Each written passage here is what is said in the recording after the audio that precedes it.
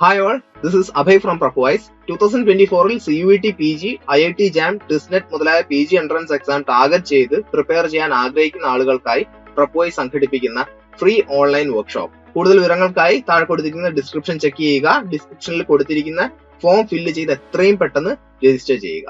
Hello all, ഇന്ന് നമ്മൾ CUET political science 2023 question paper solve ചെയ്യാനാണ് പോകുന്നത്. സോ നമുക്ക് ടൈം കളയാതെ നമുക്ക് എന്തായാലും ക്വസ്റ്റ്യൻസ് നോക്കാം.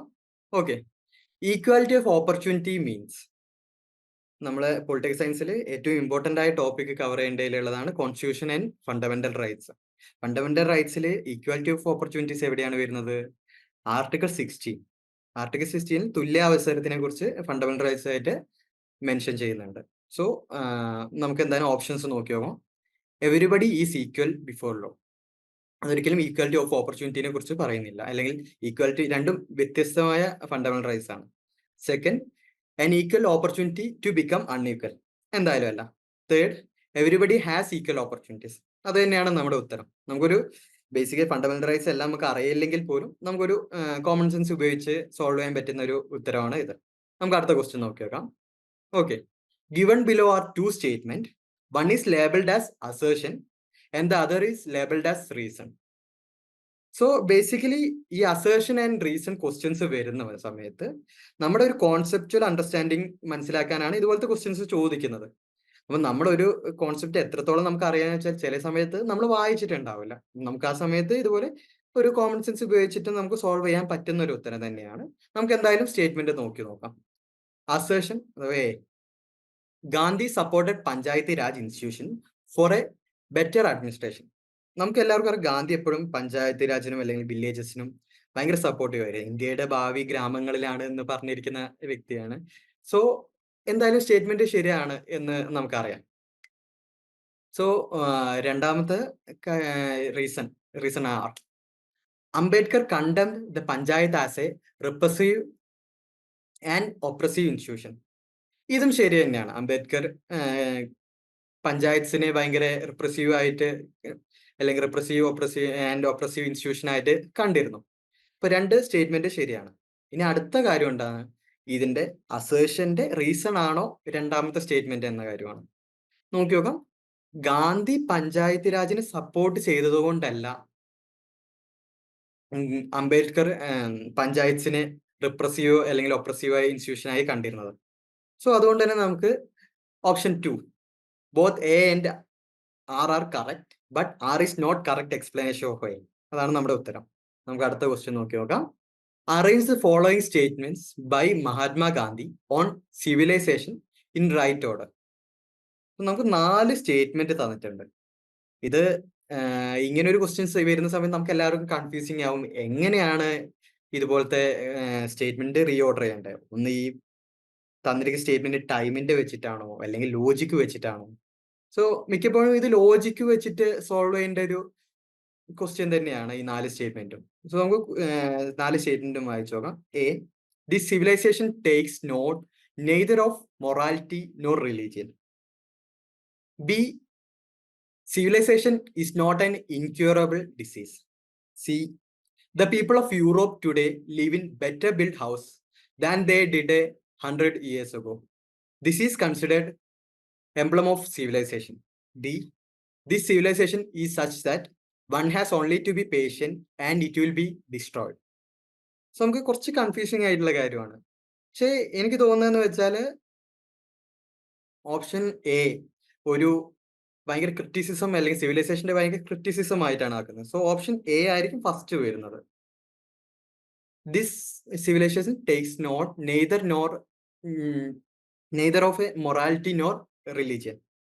സോ അതിനുശേഷം ഓപ്ഷൻ ബി കുറച്ചും കൂടി ഒരു ഹോപ്പ്ഫുൾ അല്ലെങ്കിൽ അതിനുശേഷം കുറച്ചും കൂടി ഒരു കണക്റ്റഡ് ആയിട്ട് എനിക്ക് തോന്നിയിട്ടുണ്ട്. So civilisation is not an incurable disease.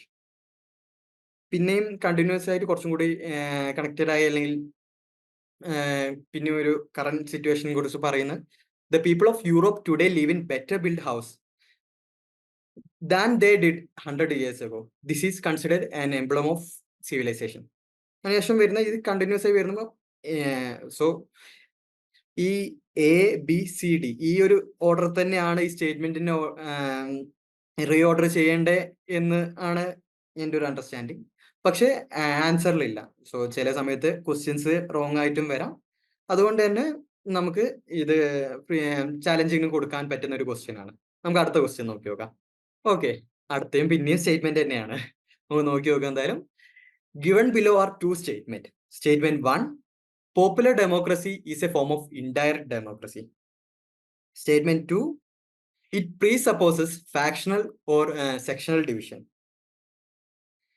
In the light of above statement, choose the correct answer from the options. നമുക്ക് നോക്കി നോക്കാം. ഇതില് both statement 1 and statement 2 are true. Both statement 1 and statement 2 are false. ആണോ? നമുക്ക് നോക്കി ഇതില് നോക്കി കഴിഞ്ഞാൽ നമുക്ക് മനസ്സിലാവും.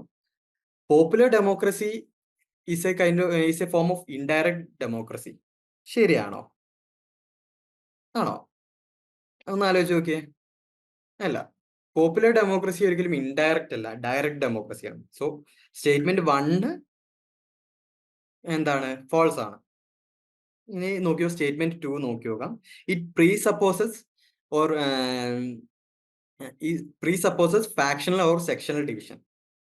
അല്ല, അതും റോങ് തന്നെയാണ്. സോ നമ്മുടെ ഉത്തരം എന്ന് വെച്ചാൽ ഓപ്ഷൻ 2 ആണ്. സോ എന്തായാലും രണ്ട് സ്റ്റേറ്റ്മെന്റും തെറ്റ് തന്നെയാണ്. So both statement 1 and statement 2 are false. നമുക്ക് അടുത്ത ക്വസ്റ്റ്യൻ നോക്കി നോക്കാം. In the history of parliament of India, how many times the parliamentary proceedings were censured? So parliament സെക്ഷനിൽ നമുക്കൊരു മിനിസ്റ്ററിനോ അല്ലെങ്കിൽ പാർലമെന്റ് ഗവൺമെന്റിനെ നമുക്ക് വിമർശിച്ചാൽ നമുക്ക് ഡിസപ്പോയിന്റഡ് ആണെങ്കിൽ നമുക്ക് അതിനനുസരിച്ച് ഒരു മൂവ്മെന്റ് നടത്താം. ഇതൊരിക്കലും അവിശ്വാസ പ്രമേയമല്ല, രണ്ടും വ്യത്യാസമുണ്ട്. സോ സെൻഷർ അവിശ്വാസ പ്രമേയം രണ്ടും വ്യത്യാസമുണ്ട്. അപ്പം നമുക്ക് ഓപ്ഷൻസ് നോക്കി നോക്കാം. Never once, twice, thrice. ഇതുവരെ ഫുള്ളി ഒരു പാർലമെന്റ് പ്രൊസീഡിങ്സും സെൻഷർ ചെയ്യാൻ പറ്റിയിട്ടില്ല. സോ ആൻസർ എന്ന് വെച്ചാൽ നെവർ ആണ്, അതായത് 0 ആണ്. നമുക്ക് അടുത്ത ക്വസ്റ്റ്യൻസ് നോക്കി നോക്കാം. Match the following. Philosophers and അവരുടെ സെൻട്രൽ ഐഡിയാസ് ആണ് പറഞ്ഞിരിക്കുന്നത്. സോ മാക്യുവലിന്റെ എന്താണ് ഇത് നമുക്ക് നോക്കി നോക്കാം. സെൽഫ് പ്രിസർവേഷൻ ആണോ? General will, says the absolute authority, limited government. So നമുക്ക് എപ്പോഴും മനസ്സിലാവും മാക്യുവലിന്റെ സെൻട്രൽ ഐഡിയ എന്ന് വെച്ചാൽ സേസ് ദ അബ്സല്യൂട്ട് അതോറിറ്റി ആണ്. ആൻഡ് സെക്കൻഡ് എന്താണ്? ഹോബ്സിന്റെ എന്താണ്? ഹോബ്സിന്റെ സെൽഫ് പ്രിസർവേഷൻ ആണ്. അപ്പം നമുക്ക് നോക്കി നോക്കാം. അടുത്ത ലോക്കിന്റെ നമുക്ക് അറിയാവുന്ന കാര്യമാണ് limited government. Rousseau, general will. Option 1 ആണ് നമ്മുടെ ഉത്തരം. ഇനി അടുത്ത ക്വസ്റ്റ്യൻ നോക്കി നോക്കാം. Who said the following? Can you have economic reform without first bringing about a reform of social order? വളരെ ഈസി ആയിട്ടുള്ള ഒരു ക്വസ്റ്റ്യൻ ആണ്. സോ അംബേദ്കർ ആണ് ചോദിച്ചത്. സ്വാതന്ത്ര്യം കിട്ടുന്നതിന് മുമ്പ് എപ്പോഴും ഒരു എക്കണോമിക് റിഫോം അല്ലെങ്കിൽ പൊളിറ്റിക്കൽ ഫ്രീഡം, നിങ്ങൾക്ക് ഒരു സോഷ്യൽ ഓർഡർ അല്ലെങ്കിൽ സോഷ്യൽ ഫ്രീഡം കിട്ടുന്നതിന് മുമ്പ് നിങ്ങൾക്ക് കിട്ടുമോ എന്ന് അംബേദ്കർ എപ്പോഴും ചോദിച്ചിരുന്ന ഒരു ചോദ്യമാണ്. സോ വളരെ ഈസി ആയിട്ടുള്ള ക്വസ്റ്റ്യൻ ആണ്. ഓപ്ഷൻ 1 BR അംബേദ്കർ ആണ് ഉത്തരം. അടുത്ത ക്വസ്റ്റ്യൻ നോക്കി നോക്കാം. Given below are 2 statement. 1 is labelled as assertion and the other 1 is labelled as reason. പിന്നെയും അസേഷൻ ആൻഡ് റീസൺ ക്വസ്റ്റ്യൻ ആണ്. നമുക്ക് നോക്കി നോക്കാം എന്തായാലും. Assertion: G. Sartori has presented a comprehensive analysis of multi-party system. G Sartori എപ്പോഴും പുള്ളിയുടെ ideology അല്ലെങ്കിൽ പുള്ളിയുടെ വർക്കൊക്കെ മൾട്ടി പാർട്ടി സിസ്റ്റത്തിനെ കുറിച്ച് വർക്ക് ചെയ്തിട്ടുണ്ട്. ഓക്കെ, കറക്റ്റ് തന്നെയാണ്. 6 റീസൺ നോക്കി നോക്കാം. Sartori classified political parties in 4 types: caucus, branch, cell and militia. So political പാർട്ടീന്റെ ഈ 4 ഡിവിഷൻസും കറക്റ്റ് തന്നെയാണ്. പക്ഷെ ഇത് സാർട്ടോറി ആണോ ചെയ്തത് എന്ന് ചോദിച്ചാൽ അല്ല.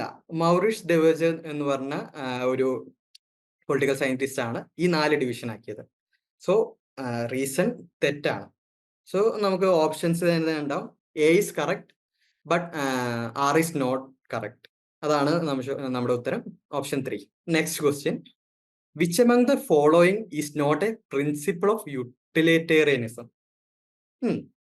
എന്താണ് യൂട്ടിലിറ്റേറിയനിസം എന്ന് വെച്ചാൽ? സോ നമുക്ക് എന്തായാലും അറിയാവുന്ന ഒരു കാര്യമാണ് യൂട്ടിലിറ്റേറിയൻ എന്ന് വെച്ചാൽ ഒരു സമൂഹത്തിന്റെ ഏറ്റവും കൂടുതൽ മാക്സിമം അല്ലെങ്കിൽ അവരുടെ പ്ലഷർ ഏറ്റവും നല്ല കാര്യത്തിന് വേണ്ടിയാക്കുന്നു. അതേസമയം അൺഹാപ്പിനെസിനെ കുറിച്ച് ഫോക്കസ് ചെയ്യാത്തയും ഒരു ചിന്തയാണെന്ന് നമുക്ക് സിമ്പിൾ ആയിട്ട് പറയാൻ പറ്റും. സോ ഓപ്ഷൻസിൽ തന്നെ നമുക്ക് നോക്കാം. Option 1 greatest good of greatest number. ഒരു സമൂഹത്തിൽ ഏറ്റവും നമ്പർ അല്ല ഏറ്റവും അധികം ആൾക്കാർക്ക് ഏറ്റവും നല്ലതിന് വേണ്ടിയിട്ടുള്ള ഒരു ഐഡിയോളജി അങ്ങനെ പ്രിൻസിപ്പിൾ എന്ന് സിമ്പിൾ ആയിട്ട് പറയാൻ പറ്റുന്നതാണ്. സോ ഓപ്ഷൻ 1 തന്നെയാണ്. നമുക്ക് ബാക്കി ഓപ്ഷൻസ് കൂടി നോക്കി നോക്കാം. ഗവൺമെന്റ് ഈസ് നെസറി എബിൾ, ഒരിക്കലും അല്ല. State is a natural necessity അല്ല. Maximum happiness of a maximum number. So ആ ഒരു ഓപ്ഷൻ വരുന്നത് കുറച്ച് നമുക്കൊരു ഡൗട്ട് തോന്നും. എന്നാലും ഓപ്ഷൻ 1 ആണ് greatest good of the greatest number ആണ് നമ്മുടെ ഉത്തരം. നമുക്ക് അടുത്ത ക്വസ്റ്റ്യൻ നോക്കാം. Okay, it has been found that Election Commission of India 4 statement തന്നിട്ടുണ്ട്. The end of emergency led to decline of the Election Commission of India. Second, in the 1990s, the commission faced regulatory activism. The assertiveness of election commission was largely due to an alert media and strong opposition. Even the chief election commissioner, T.N. Seshan, contributed to protecting the sanctity of democratic elections. Choose the most appropriate answer from the given below. നമുക്ക് നോക്കിക്കഴിഞ്ഞാൽ മനസ്സിലാവും 1990s ഒരുപാട് regulatory അല്ലെങ്കിൽ നിയമത്തിൽ കുറച്ച് മാറ്റങ്ങൾ സംഭവിച്ചിരുന്നു. So option B ശരിയാണ്. മീഡിയ ഓപ്ഷൻ സി എന്ന് വെച്ചാൽ മീഡിയയും സ്ട്രോങ് ഓപ്പോസിഷനും കാരണം ഇലക്ഷൻ കമ്മീഷൻ എപ്പോഴും നല്ല രീതിയിൽ കൊണ്ടു നടക്കാൻ പറ്റി, അല്ലെങ്കിൽ അവരുടെ കൂടി പ്രഷർ കാരണം ഇലക്ഷൻ കമ്മീഷൻ ഒരു ഫെയർ രീതിയിൽ കൊണ്ട് പോകാൻ പറ്റിയിട്ടുണ്ട്. ആൻഡ് മൂന്നാമത്തത് chief election commissioner T.N. Seshan contributed to protecting the sanctity of democratic election. Obviously നല്ല രീതിയിൽ വർക്ക് ചെയ്തിട്ടുണ്ട്. സോ പക്ഷെ ഇതിനകത്ത് യോജ്യമില്ലാത്ത വെച്ചാൽ end of emergency led to decline of Election Commission. Emergency പീരീഡിന്റെ എൻഡായി എന്ന് കരുതിയിട്ട് ഒരിക്കലും അത് ഇലക്ഷൻ കമ്മീഷന്റെ ഡിക്ലൈന് സംഭവിച്ചിട്ടില്ല. സോ അതുകൊണ്ട് തന്നെ BCD ആൻസർ ഓപ്ഷൻ 2.